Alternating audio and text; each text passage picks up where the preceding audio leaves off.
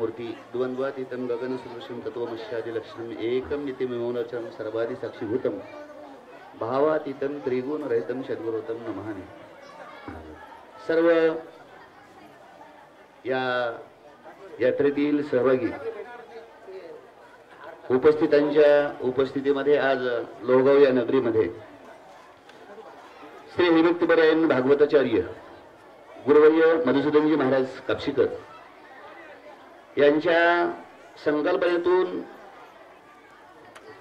ही यात्रेचा आरंभ 15 ते 20 वर्षापूर्वी झाला आणि बऱ्याच दिवसापासून दिवसेंदिवस अहोरात्र ही दिवसेंदिवस ही यात्रा वाढते आणि काही सर्व उपस्थितांच्या उपस्थितीमध्ये श्री गणेश महाराज कौटिकवार यांचा सत्कार शिवाजी पाटील पालखी करतील।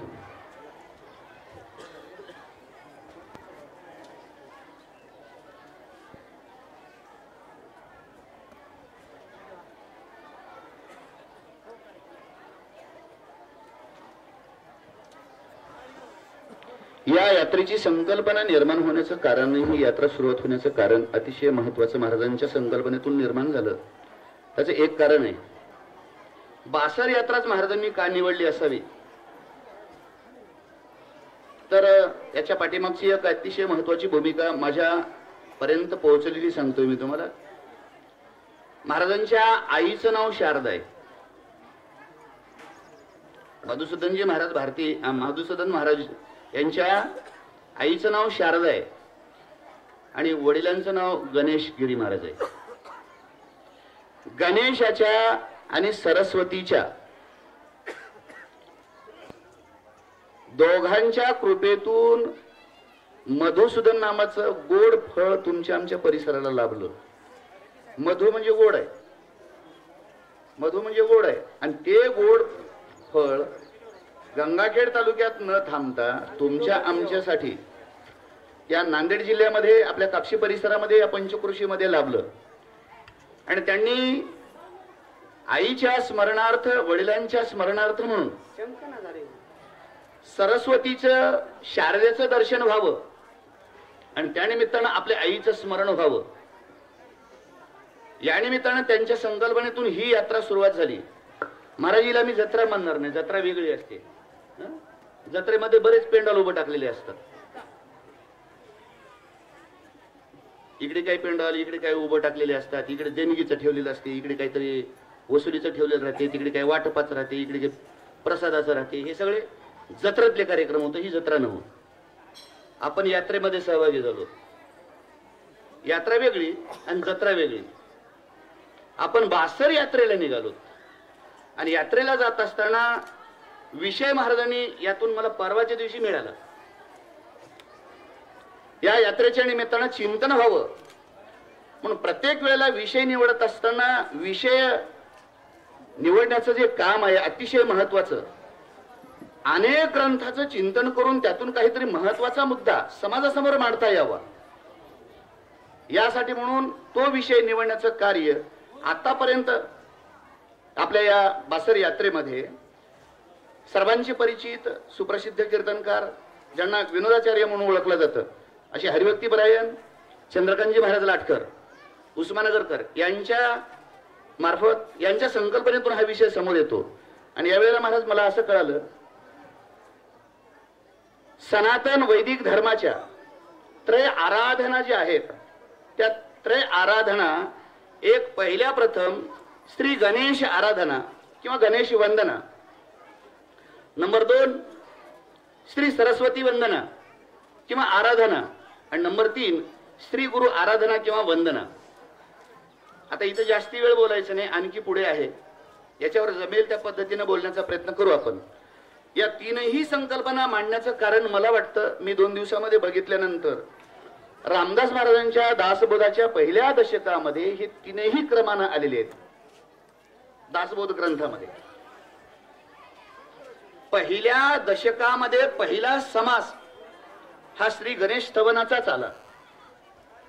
नंबर 2 स्तवनाचा आणि वंदनेचा प्रकार हा दासबोधाच्या पहिल्या दशकामध्येच दुसऱ्या समासामध्ये आला आणि श्री गुरु स्तवनाच्या बाबतीमध्ये नंबर 3चं स्तवन आणि वंदना ही दासबोधामध्येच पहिल्या दशकाच्या 3ऱ्या क्रमांकाला आली. रामदास स्वामींनी दासबोध ग्रंथामध्ये जे तीनही आराधना क्रमाने केल्या, कारण आपल्या अनेक ग्रंथामध्ये असं आपल्याला पाहायला मिळतं कुठल्याही कार्यक्रमाची सुरुवात करत असताना 3 मंगल साधले जातात. 3 मंगल साधले जातात आणि तीनही मंगलामध्ये पहिल्या प्रथमता आपण कुठल्याही कार्यक्रमाला सुरुवात करत असताना वस्तुरूप निर्देश मंगल असतं, आशीर्वादात्मक मंगल असतं. त्या अनेक प्रकारांपेक्षा ते 3 मंगल याच्यामध्ये जसे असतात तसं आजच्या विषयामध्ये महाराजांनी 3 आराधना या सनातन धर्माच्या वैदिक धर्माच्या निमित्ताने ठेवलेले आहेत. याच्यावरती महाराजांच्या वतीने चिंतन होत जाईल. तर मी एवढंच आत्ताच्या प्रसंगी बोलून जाईल. महाराजांनी थोडस बोलायला परवानगी दिली म्हणून. गणेश स्तवन किंवा गणेश आराधना पहिल्या क्रमांकाला का नेमल्या गेली, कारण काय त्याच आहे? तर भागवतामध्ये एक ओवी आली महाराज, नमन श्री एकदंता एकात्मपणे तुझी आता एकी दावशी अनेकता एकात्मता न ढळू देशी. तुझी कृपा होता पूर्ण विघ्नची होय निर्विघ्न. चैतन्य घन गणराजा, चैतन्य स्वरूप असलेल्या गणेशाला वंदना भागवत नावाच्या ग्रंथाने केली. तसे प्रत्येक हे 3ही टप्पे मांडले. तर मी आत्ताच्या प्रसंगी याचा विस्तार मी माझ्या टिपणामध्ये जेवढा आला ते पुढच्या प्रसंगात करण्याचा प्रयत्न करील. पण गणेशाला वंदन करणे किंवा आराधना करणे, सरस्वतीला वंदन करणे, आराधना करणे आणि नंबर 3 गुरुला आराधना करणे किंवा वंदन करणे याचं कारण सांगतोय तुम्हाला. गणेश नावाची देवता बुद्धीची देवता आहे. गणेश नावाची ही देवता बुद्धीची देवता आहे. त्याला अनेक उपमेनं उपाधी देऊन साधलं गेलं. त्याला विघ्नही हारता म्हणतात, त्याला बुद्धिदाताही म्हणतात. आणि प्रत्येक कार्यामध्ये संतांनी, ग्रंथांनी आणि पंथांनी सगळ्यांनी मिळून आरंभाला वंदन करावं, आराधना करावी असा शास्त्रांचा संप्रदायाचा प्रघात आहे. कारण ते कार्य निर्विघ्नपणे तर पार पडावंच नाही असं नाही, पण ते कार्य पार पडत असताना अतिशय महत्वाची मी एक थोडस चिंतनामध्ये घेतलं महाराज. बुद्धीची देवता माता भगिनी आतमध्ये कृपया बोलू नका, कारण या ठिकाणी प्रवचन चालू आहे. आपण कृपया आपला हा जोडून प्रार्थना आहे, आपण आपापसामध्ये बोलू नका. बुद्धीची देवता गणेश आहे. मग पहिल्यांदा आम्हाला सद्बुद्धी मिळावी, कारण का दुर्बुद्धीच्या बाबतीमध्ये तुकाराम महाराजांनी बरीचशी अभंग लिहिले. दुर्बुद्धी ते म्हणा कदा न पूजो नारायण. माझ्या चिंतनामध्ये 8 बुद्धीचे प्रकार काढलेत महाराज. मी पुढे बघू आपण जर वेळ मिळाला तर. बुद्धीची गरज तरी नेमकी काय, तर बुद्धीच्या निमित्तानं अतिशय महत्वाचे पुन्हा 2 विषय बुद्धीमध्ये येतात. एक विवेक येतो आणि एक अविवेक येतो. जर सद्बुद्धी जर लाभली तर विवेक संपन्नता त्या माणसाकडे निर्माण होते, आणि जर दुर्बुद्धी लाभली तर नक्कीच अविवेकाच्या मार्गाने मार्गक्रमण करतो माणूस. जिथं बुद्धी काम करणं गेली, विचार बी काम करणं गेले, त्यावेळेला माणूस बोलायला जरी उभं टाकलं तर भरकटल्यासारखं बोलते. त्यासाठी बोलत असताना माणसाला विवेक बुद्धीचा त्याला आधार असला पाहिजे. कारण का अनेक प्रकाराने तुकाराम महाराजांनी सांगितलंय, बुद्धीचे तरंग क्षणोक्षणा पालटती रंग. अनंत बुद्धीचे तरंग क्षणोक्षणा पालटती रंग. धरो जाता संग तव तो होय बाध. बुद्धीची गरज आहे. बुद्धी जर भरकटली ना, दुर्बुद्धी जर प्राप्त झाली तर काही खरं नाही. म्हणून आम्हाला सद्बुद्धी लाभावी आणि आमच्याकडे विवेक संपन्नता निर्माण व्हावी, या 2 गोष्टीसाठी त्या गणेशाची कृपा आमच्यावर व्हावी म्हणून पहिल्यांदा त्याला वंदन आहे. नंबर 2, सरस्वतीला वंदन का करावं? आता विश्व मोहिनी, आता अभिनव वाग्विलासिनी, चातुर्यार्थ कला कामिनी, ती शारदा विश्व मोहिनी नमिलिमिया. मौलिक ज्ञानोबर आहे, ज्ञानेश्वरी मध्ये लिहितात. आता शारदेला वंदन करायचं तर शारदा हे देवता विद्येची देवता आहे. विद्येची देवता आहे. विद्येसोबत आपण जर पुढे दोन विषय लावलेच, जसे बुद्धीच्या माध्यमाने विवेकाचे लावले, तसे विद्येच्या माध्यमाने ज्ञानाचे दोन विषय लावता येतात. ज्याला परिपूर्ण विद्या होत असताना त्याला विशेष ज्ञान प्राप्त व्हावं असं वाटत असेल, त्याला विद्येची गरज आहे. आणि जर त्याला शारदेची कृपा नाही झाली तर ज्ञान संपादन होणं शक्य नाही. त्याला शारदेची कृपा असली पाहिजे. म्हणून जीवनामध्ये ज्ञान तेवढं महत्वाचं आहे. त्यासाठी ते प्राप्त व्हावं, तेही कृपा आपल्याला सरस्वतीची प्राप्त व्हावी म्हणून शारदेला बंधन आहे. चिंतन पुढे करता येईल अनेक प्रकारानं. आणि त्याच्यानंतर मी एवढंच एक थोडस माझ्या विषयाचं मी थोडस विस्तारित रूप न करता संक्षिप्त रूपामध्ये देऊन जातोय. बुद्धी प्राप्त झाली आणि तुम्हाला ज्ञान जरी प्राप्त झालं तर सद्गुरूच्या प्राप्तीविना ते मात्र फोल आहे. आणि त्याला विशेष सद्गुरूची कृपा असावी लागते.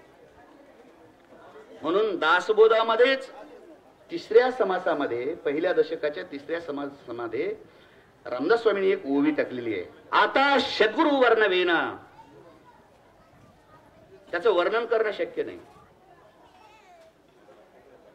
ते वर्णन करण्याच्या पलीकडे आहे. जेथे माया स्पर्शू शकेना ते रूप मज अज्ञाना काय कळे.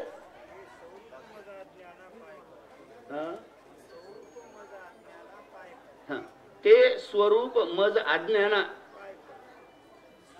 आज्ञाला मज अज्ञाना काय कळे, सज्ञाना कळे ना. रामदास स्वामीने म्हणावं मज अज्ञाना काय कळे. जिथं मायेचा स्पर्श होऊ शकत नाही आणि ते स्वरूप जे मायातीत आहे तिथपर्यंत आपण पोहोचू शकत नाही. फक्त त्याला आपण वंदन करावं, त्याची सेवा करावी आणि त्याच्या कृपेला पात्र होऊन त्या सद्गुरूची कृपा प्राप्त व्हावी. अतिशय महत्वाचे हे तीन विषय आपल्या या चिंतनाच्या माध्यमातून बरंच आपल्याला काही यात ऐकायला मिळणार आहे. ते आपण पुढे ऐकणार आहोत. मग आता जीवनामध्ये गणेशाची कृपा बुद्धीच्या माध्यमातून कशी प्राप्त व्हावी, शारदेची कृपा विद्येच्या माध्यमातून कशी प्राप्त व्हावी आणि सद्गुरूच्या माध्यमातून भगवान सद्गुरूची कृपा आपल्याला प्राप्त कशी व्हावी, याचं चिंतन पुढे होत जाईल. त्यानिमित्तानं विद्वजन बरीचशी मंडळी या ठिकाणी आहेत. पहिल्यांदा एक प्रास्ताविक म्हणून माझ्याकडे गुरुवर्यांच्या आदेशाने मला थोडस बोलण्याची संधी दिली, त्याबद्दल मी जास्ती वेळ आपल्याला घेत नाही. पुढचा प्रवास खूप मोठा आहे. त्याच्यामुळं मध्यंतरच्या 2-3 वर्षाच्या काळामध्ये आपल्याला कोरोनाच्या निमित्तानं काही येता आलं नाही. पुन्हा तुमच्या दर्शनाचा योग आला. महाराजांनी 2-3 दिवसापासून मला निमंत्रित केल्यामुळं पुनश्च मला या आपल्या तुमच्या दर्शनाचा योग आणि तुमच्या सहवासाचा योग लागला. त्याबद्दल आदरणीय गुरुवर्यांचे, उपस्थित सर्व महाराज मंडळींचे, सर्व या यात्रेतील सहभागींचे, मतबंधू भगिनींचे सर्वांचे मनापासून आभार व्यक्त करतोय. आपल्यालाही या चिंतनामध्ये सद्बुद्धी द्यावी सर गणेशांनी. आपल्यालाही काही दोन गोष्टीचं ज्ञान प्राप्त व्हावं आणि सद्गुरु कृपा प्राप्त व्हावी. या निमित्तानं आपण सद्गुरुनाथांच्या सहवासामध्ये आपण शारदा मातेकडे जात आहोत. तर सर्वांनी गुरु महाराजांच्या आदेशाचं पालन करावं आणि आपल्याला जमेल त्या भाषेमध्ये आपण चिंतन करण्याचा प्रयत्न करावा.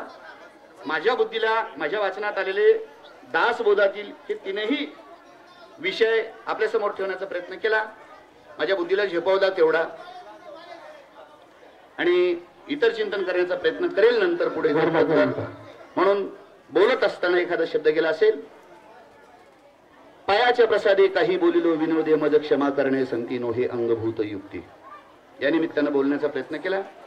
पुढे जर प्रसंग मिळाला, बुद्धीचा विवेकाचा काय कृपेशी संबंध आहे आणि कृपा जीवनामध्ये का महत्वाची आहे आणि हे तीनही कृपा आपल्याला का गरजेचे आहेत. महाराजांनी सुंदर विषय निवडला.